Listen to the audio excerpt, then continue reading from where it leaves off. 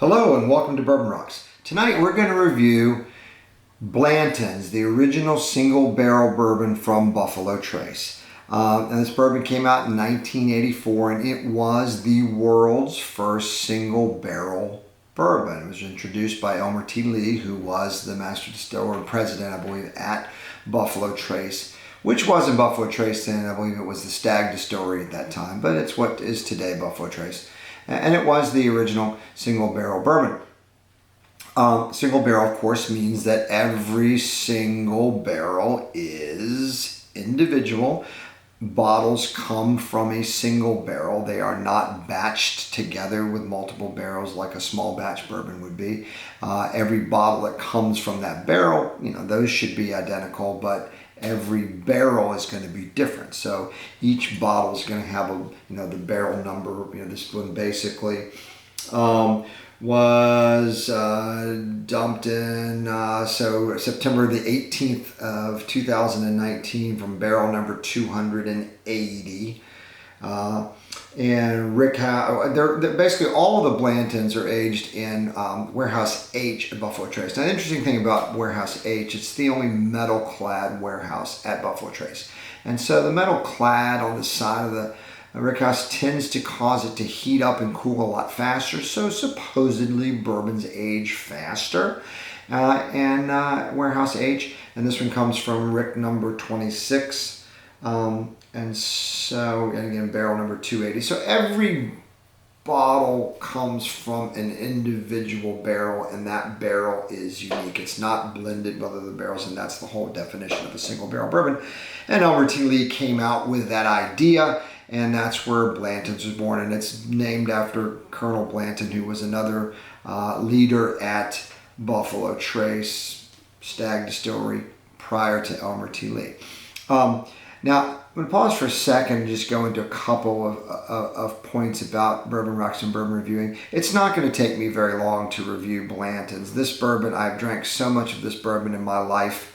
I never knew there was a bourbon bust back in the 80s because we drank bourbon. My friends and I drank bourbon in our entire lives, and so we never really even realized there was a bourbon bust. So I've been drinking Blanton's for so many years. I know what the stuff tastes like, and it's easy for me to review it. So I'm going to come back to that in a second. But the interesting thing, when we do these videos, and anybody out there who's reviewing bourbons or any other liquors, online, there's a tendency when you start out, I think, to like more things. We purposefully choose the bourbons that we think we're going to like the best. So that's why it always appears that, the stuff we review initially is going to be the good stuff. And then we work into some things that maybe we don't like as much. But I think there's also a tendency to start out thinking everything's good and and you rate certain bourbons. And I've noticed some of the videos that I've made previously, I've tasted it again. I go, well, maybe I overrated that bourbon just a tad bit. I think there's a greater tendency to overrate than there is to underrate. And I've tasted things again. And I said, well, maybe, I should have given that a queen instead of a king, or a jack, instead of a queen. But I'm gonna stick by. Obviously, I made the videos, and the time that I made those videos, that's exactly how I felt. And the key is just be honest with yourself. There's nothing wrong with changing your mind. The problem that I have with politicians that change they refuse to change their mind. They say, well, man, I'm on record saying that, and there's nothing wrong. You can change your mind over time. Your feelings may change, your taste may change. There's nothing wrong with changing your mind and coming back later and saying that, hey, I used to think this was better. No, I don't think it's quite as good, and so forth. And there will be maybe some times where you feel just the opposite. But I think overall, I've found that I think a lot of reviewers tend to rate things a little bit higher. And if they go back and give it a second guess, maybe it's not quite as impressive as they thought. And that's also because there's a lot of new bourbons out there. You're always the shiny new penny is always exciting. Well, Blanton's is not a shiny new penny. This thing's been around since 1984, and I've had it so much I know what it's going to taste like. I've originally always thought of Blanton's as being a relatively ordinary bourbon, but an extraordinarily well-made, ordinary bourbon. Okay, and I'm going to get into that in a second because, you know, this tasting's being done live. Obviously, these videos are not edited. You know, if I goof, I just correct myself. I don't edit these. These are all done in one take. But I kind of know already what's going to happen because I've tasted this so many times. So I have a little preconceived notion, but each time I taste it, it might be a little bit different, or maybe, you know, today I just might like this bourbon a little bit better than I did the last time. I noticed that with some of the Pappies and some of the Wellers. You know, I would do reviews and then I would go back and do flights or re-reviews, and I'm like, you know what? I kind of changed my order of, you know, which ones I like the best. And you'll do the same thing when you taste. You'll like something a little bit better one day, maybe not so much the next day. And your rankings may shift, and there's nothing wrong with that. I guess the point of this little this dialogue that I'm making right now is there's nothing wrong with changing your mind. Now, I'm not going to go back and re-record the videos because I've got so many bourbons over here on this wall to the right to review that I'm not going to go back and redo them. But you might hear me every once in a while make a comment where, hey, you know, the E.H. Taylor small batch. I used to, you know, revere that bourbon thinking it was so amazing. And then I'm like, you know, really is a good bourbon, but it really isn't that spectacular. So I kind of downgraded it a little bit. But anyway, so that being said, we're going to taste Blanton's original single barrel bourbon, and we're going to pretend for just a moment like I've never had this before. Let's see what happens.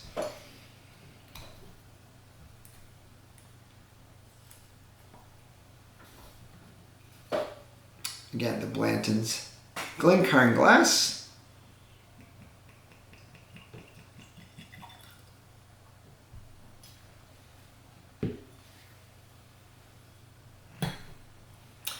So, here is Blanton. Now, this bourbon is extraordinarily sought after. It's got an amazing amount of hype behind it, and it sells for way more than its price. MSRP. Did I get that right? Anyway, so what, you know, comes from if you go to the store, and I've been to Buffalo Trace several times, and Blanton's usually is there. You can usually get it at the distillery. And it's not that hard to find at your liquor stores. It's not going to last long like most Buffalo Trace products. The hype is so big that Buffalo Trace products are not going to last on the shelf very long. I've been into this store a couple of times where they've been opening up boxes and, you know, cases of Blantons they put up on the shelf. You know, I grab mine, and the people behind me grab theirs, and we run to the checkout counter, and those bottles are gone like in 5 minutes. It just does not last. There's a definite amount of hype behind it. And I think it's partially well-deserved. It's a very good bourbon, so everyone should keep a bottle of Blanton's in their cabinet. It's absolutely a good bourbon.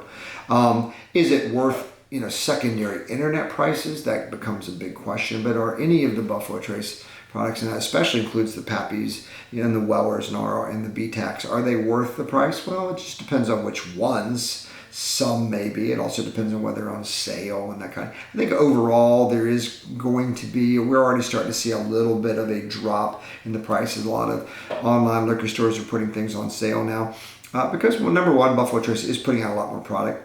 And there's a lot more amazingly good bourbons out there on the market now that maybe you just don't want to pay for the hype. So it's a totally different conversation as to whether Blanton's is worth the price. But it's not that hard to get at list price, you know, if you just, you know, get lucky in the right place at the right time. So by all means, it's going to be fabulously good for what, you know, for the list price. So let's taste. Well, let's look at the color first. So color, you know, is again, you know, it's kind of an amber, burnt orange. It's a little bit lighter. We just did a review of the Takara Red, which is the Japanese-only version of original Blanton single barrel, and that's supposedly, according to the internet, about 2 years older. I don't think that's actually been confirmed anywhere, but it's believed to be about 2 years older. So this Blanton's is estimated about 6 years, maybe up to 8. It's a non-age dated bourbon, so it really has to be at least 4 years, but it's probably around 6 years, and therefore the Takara Red is probably around 8 years. And I believe it, even though it's not confirmed, because I do taste a lot of notes in the Takara Red that I don't taste in Blanton's. This is, so this is a little bit younger. It's the same proof. It's 93 proof, and it's also aged. All the Blantons are aged in Warehouse H. So it looks like it's a little bit lighter in color than the Takara Red. The body, again, still about a medium to full body. Sorry, this video is going to end up a little bit longer because I have that little dialogue in the middle. But I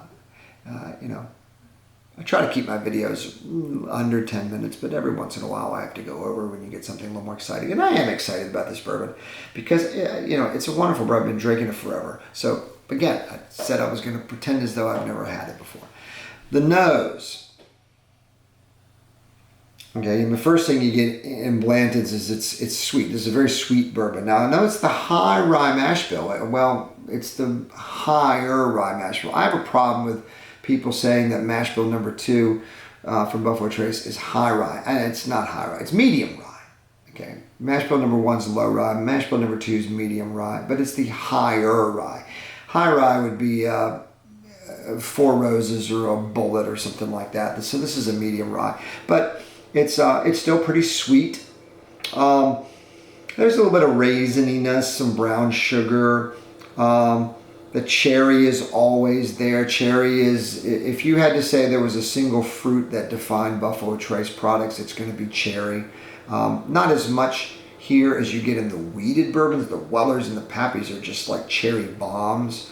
But there's a cherry there, raisin, but it's just definitely sweet. Get to the palate.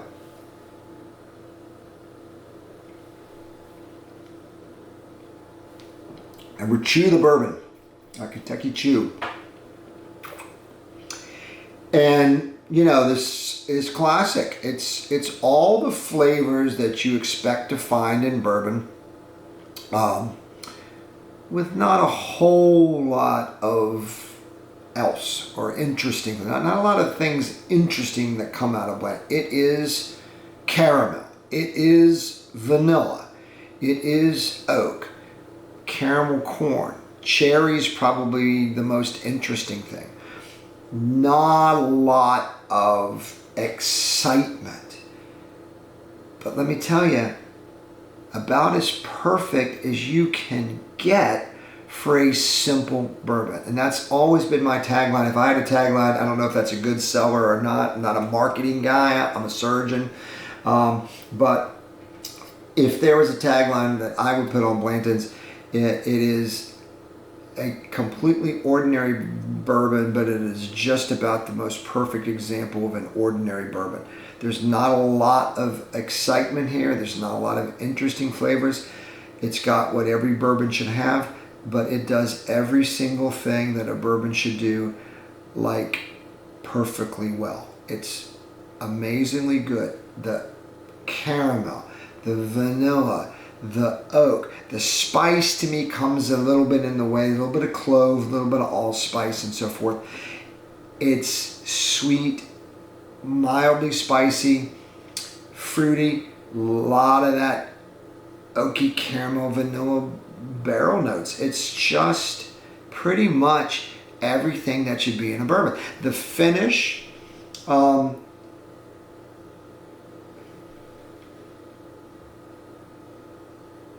let's see what comes down when we get to that finish. It's not that long. The Takara Red had some a longer finish. Plus, the Takara Red had some interesting notes that I don't get here. There was that kind of a sherryness. There was a little bit more aged flavors like leather and so forth that I got in the Takara Red that I don't get in the standard original single barrel Blantons. It's a bit shorter finish, but that kind of, this is a mild burn. A 93 is not that high of a proof, but that sweetness and that spice carries through to the end. Again, I'm going to give Blanton's a queen. Now, Jack would normally be a daily drinker. I do believe Blanton's, much like I believe Eagle Rare. Blanton's and Eagle Rare are underrated in the Buffalo Trace line. I love Eagle Rare and I love Blanton's. I think Taylor is a little bit overrated. I'm going to get to, I don't want to give it away yet, but there's the next bourbon I'm going to review is, I believe, is probably, this is a little sneak peek. I won't give it away though, you have to watch the next video, but I think the most overrated Buffalo Trace bourbon I'm going to do next. But I do believe that Blanton's and Eagle Rare, they get poo-pooed, not because they deserve it, but because there's a certain bourbon snob that just because something's so popular, they don't like it. Oh, everyone likes it. I don't think it's that good. There's a subset of reviewers that do that, and I try not to be that way. If I like it, I like it. And you know what? Who cares? I like it, I like it. You don't? That's fine. You like something, I don't. There's nothing wrong with it. I've made this perfectly clear when I began these reviews on Bourbon Rocks. You can look back at some of the videos that just talk about bourbon tasting where we're not actually reviewing a particular bourbon. It's your opinion. This is all subjective. Everyone has a different taste. And so as long as, just be honest with yourself. Don't lie, don't exaggerate, just be honest with yourself. I like Blanton's. I think it's very good. I like Eagle Rare. I think they're both very underrated. They are popular, but there's no reason to poo-poo them because they're popular. They're just very good. Taylor, I love Taylor. I'm not, it's a very good bourbon, but I think it probably is a little overhyped, at least in this small batch. Now the 4 grain, the barrel proof, those are very, very good. The single barrel is pretty decent. I think the small batch is a little overrated. But I do not think Blanton's is overrated.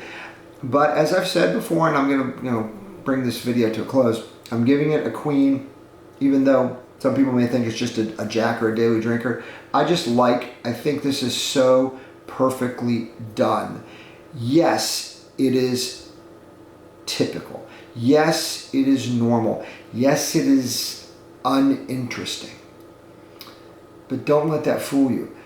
It is a normal, typical bourbon. But my goodness, they do a exceptionally, fantastically awesome job of making a typical, normal bourbon.